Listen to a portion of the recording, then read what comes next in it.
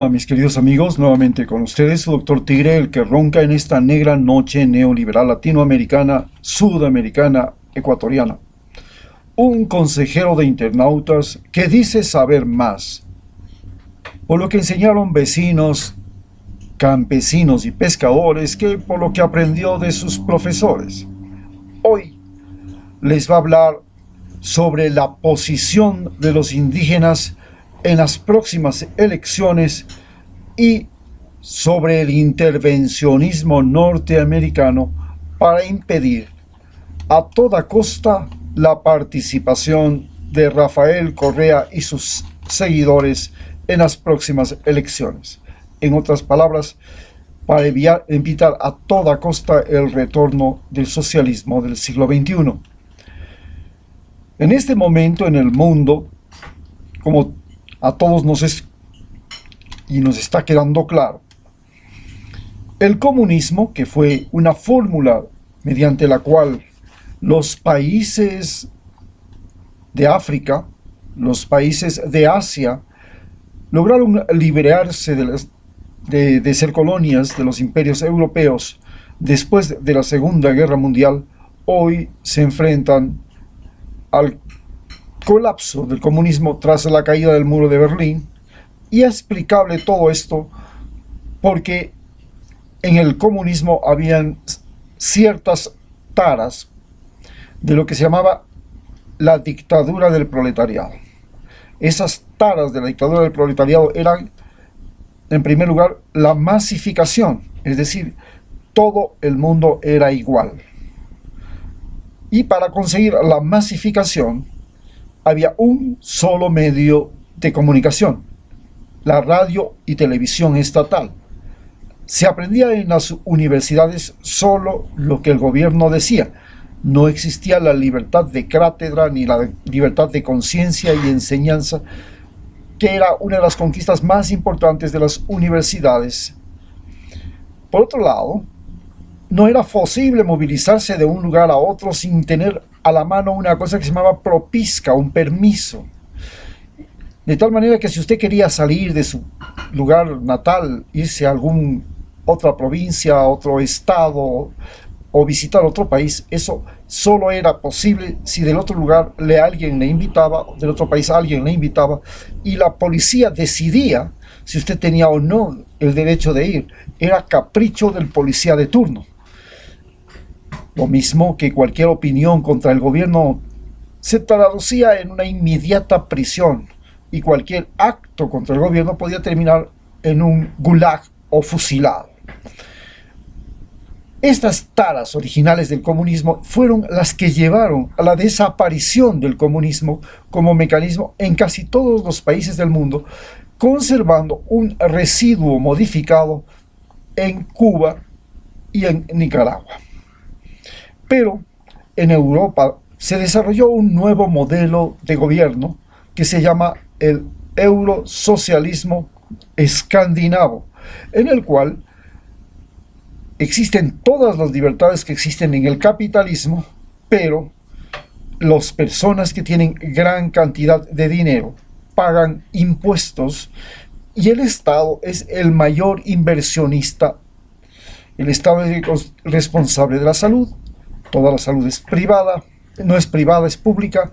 Él es el mayor responsable de la educación. Existe la educación gratuita para todas las personas. El Estado es el mayor inversionista en la infraestructura, y esto se explica porque la infraestructura en las épocas modernas, después de la posguerra, son algo extremadamente costoso. Hablamos de centrales hidroeléctricas, carreteras asfaltadas, puentes enormes, estaciones de aeropuertos y puertos. Todo eso son costos que la empresa privada de cada uno de esos países no puede hacerlo. Sin embargo, al ser el Estado el inversionista, se convierte al mismo tiempo en el mayor generador de trabajo, y esto le llaman servicio público, el engorde del Estado, el agrandamiento del Estado, algo que odia a capa y espada el capitalismo. En base a eso, se presentan ahora elecciones en las que hemos visto, tanto en Ecuador como en Estados Unidos y en Bolivia, Donald Trump procura hacer todo lo posible para evitar que en el caso de Estados Unidos los demócratas lleven al poder, y a ellos les llaman los socialistas, como llama socialistas a todos los que protestan en las calles, como llama socialistas a todos los que reclaman la universalización de la salud en los Estados Unidos, como les llama socialistas a las universidades que piden y se oponen a la expulsión de los estudiantes que están estudiando en las universidades y que ahora están estudiando online por el motivo de la pandemia. Por suerte, el día de ayer, después de que las universidades de 17 estados le plantearan una demanda contra Donald Trump, él se ha echado para atrás en este acto de discriminación, ya no solamente contra los negros, ya no solamente contra los hispanos, sino un acto de discriminación contra los estudiantes extranjeros. Y la razón fundamental es que la mayor parte de los estudiantes extranjeros son chinos. Después tienen los países Pakistán y los países y Arabia son los países que tienen más estudiantes extranjeros en Estados Unidos. Solamente en el estado de California hay 280,000 estudiantes extranjeros. Y estos estudiantes extranjeros que están haciendo sus maestrías, posgrados e investigaciones son los que llegan adelante lo que se llama la revolución de la innovación tecnológica de los Estados Unidos, porque ellos son los que han desarrollado la mayor cantidad de aplicaciones por computadoras, de inventos, de ideas, de iniciativas, de emprendimientos, que hoy, gracias a esta imaginación importada, este secuestro de cerebros, que lo ha hecho desde la Segunda Guerra Mundial, Estados Unidos, y desde antes, desde que llegó la gran migración a comienzos del siglo XX, a finales del siglo XIX, ese ha sido la clave del desarrollo de Estados Unidos. Pero ahora, para poder ganar las elecciones, Donald Trump está acudiendo a cualquier trampa, entre ellas el anunciar que ya tiene Estados Unidos una vacuna. Nadie sabe si será cierto o será otra falacia, y si la vacuna tendrá o no tendrá los efectos deseados, cuando lleva una competencia tenaz con Rusia y China, que también están a punto de sacar vacunas. El asunto más importante para Donald Trump es decir que ya tiene una vacuna y ganar las elecciones, y de esa manera volver a mandar otros 4 años que pueden determinar simplemente el comienzo de la continuación, pero ahora sí, con sangre y fuego, de lo que se llama la guerra migratoria contra Hispanoamérica. Por otro lado, en cambio, tenemos el problema de las elecciones en Ecuador, donde aparecen los indígenas que al día de ayer anuncian que van a ir con candidato propio, que no son partidarios de aliarse con Correa, que no quieren una asamblea constituyente y que ellos van a tratar de ganar las elecciones con Yacu Pérez, que es ahora el prefecto del Cañar, con Vargas, Jaime Vargas, que fue el que dirigió las protestas de octubre, y detrás de todos ellos siempre aparecen los denominados ponchos dorados. Los ponchos dorados se los conoció en la época de Lucio Gutiérrez. Está entre ellos Nina Pacari, que ya no está vigente, pero sí está Luis Macas y Lourdes Tibán, fundamentalmente Lourdes Tibán. Estos ponchos dorados se les llama así porque en realidad son blancos, arribistas, con piel indígena y disfrazados de indígenas. Piensan como blancos, hablan como blancos, viven como blancos, gozan como blancos y no tienen sino una alianza increíble con la derecha.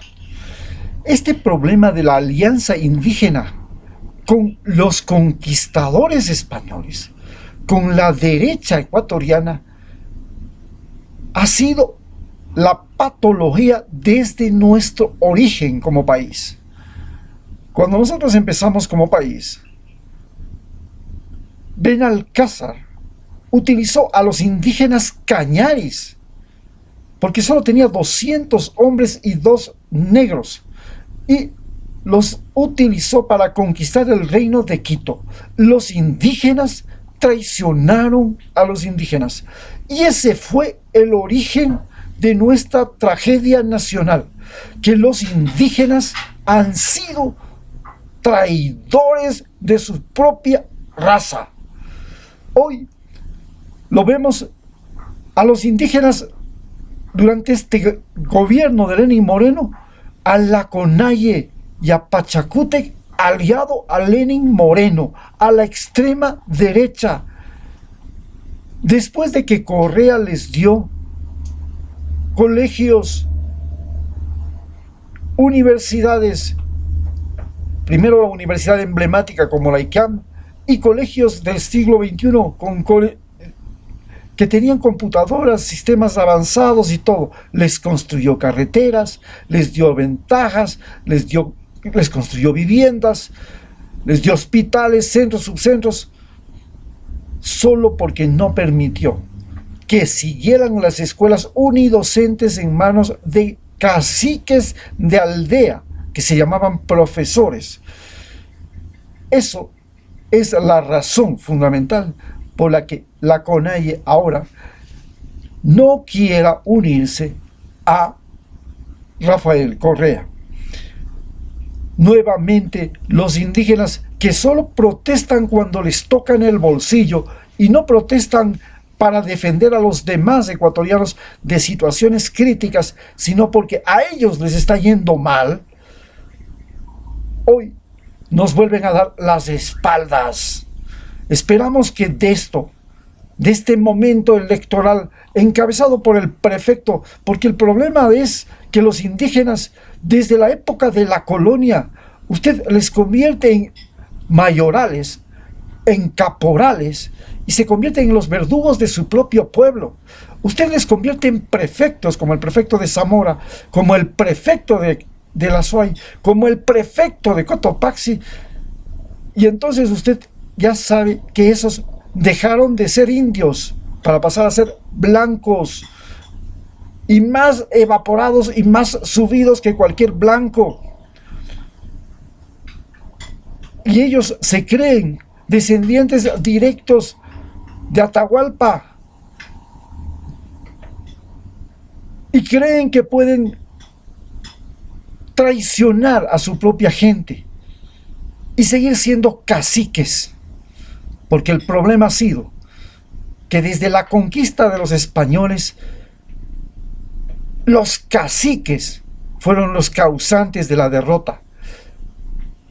Cuando cogieron a España, todo se centralizaba en Atahualpa. Bastó con ponerle la mano en el cuello que se cayó el imperio en 180 minutos. No necesitaron más que 180 minutos y 126 hombres para destruir al imperio de 9 millones de personas. Simplemente con derrocarle a esas imágenes, a esos líderes con pies de barro que han sido los caudillos indígenas. Esperamos que Leonidas Issa sea el hombre que haga reaccionar a la CONAIE y se dé cuenta de que no pueden ser y seguir siendo juguetes de Donald Trump, de Lenín Moreno, de la derecha, de Nebot, solamente porque prefieren ser serviles a los españoles, serviles a los gringos que llegaron con compañías petroleras a la Amazonía, y no ser ni sentirse realmente ecuatorianos. Recordemos que los indígenas de la Amazonía no se sabían ecuatorianos, ni se sentían ecuatorianos. Por eso fue necesaria la colonización fronteriza, porque los indígenas amazónicos tenían familias en el lado del Perú y en el lado de Colombia y no entendían qué era la frontera, lo cual era magnífico y en el futuro esperamos que así sea, pero que América Latina sea, no siquiera América Latina, que toda América, desde Canadá hasta la Argentina, sea un solo país donde nadie necesite pasaporte ni visa. Pero hemos visto la traición por parte del prefecto y de la CONAIE en este momento. Y ante eso, Rafael Correa nos reacciona y nos pone adelante UNES, la Unión de la Esperanza, donde queremos reunir fundamentalmente a los estudiantes universitarios de las universidades públicas y a los estudiantes de los colegios, porque ellos deben ser los que derroquen a este gobierno, y si no logramos derrocar a este gobierno, al gobierno de la derecha que trate de subirse inmediatamente, como derrotaron a las juntas militares. Y nos acordamos de los estudiantes del Mejía y nos acordamos de los estudiantes de la Universidad Central. Ahí tenemos que esperar el futuro, porque ahora que tenemos un gobierno de la Universidad San Francisco de Quito, hemos visto cómo la riqueza va a parar en manos de los más ricos. Esperemos que la Universidad Central y los colegios estatales del país y las universidades estatales del país sean, junto con el Seguro Social Campesino, los nuevos motores sociales de cambio del Ecuador. Muchas gracias.